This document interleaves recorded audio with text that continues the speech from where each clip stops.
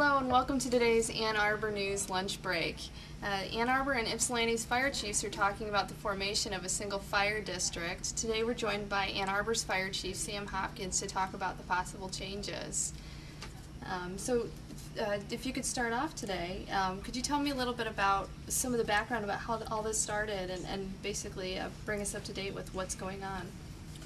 Well, I was approached by Chief Ichesco about some of the concerns and problems they were experiencing with cutbacks and budget constraints and things, and just approached me in to see if there was anything that we could do to support them and help theirs provide services to their community and share some of the costs. So that's where it started. Okay. So can you talk a little bit about some of the obstacles that could be in the way of a plan like this? Well, the biggest obstacle is the turf. We have two jurisdictions between us and Ypsi. But in terms of fire suppression, that would be an obstacle. It's not necessarily an obstacle in all the other things that we could share, like fire prevention duties, training, sharing training with Ypsi. So the jurisdictional lines won't matter that much on non-emergency stuff. But there's a lot of things that we could do to share costs and share personnel. Okay. And can you talk about ultimately what changes residents may or may not see with this? Well, the changes that residents would see more likely would be in the suppression area.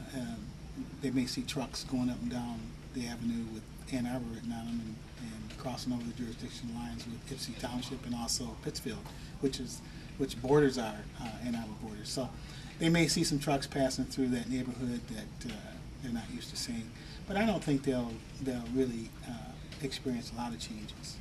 Okay, so ultimately, what do you expect to happen with this, and what are the big benefits that you want to hit home?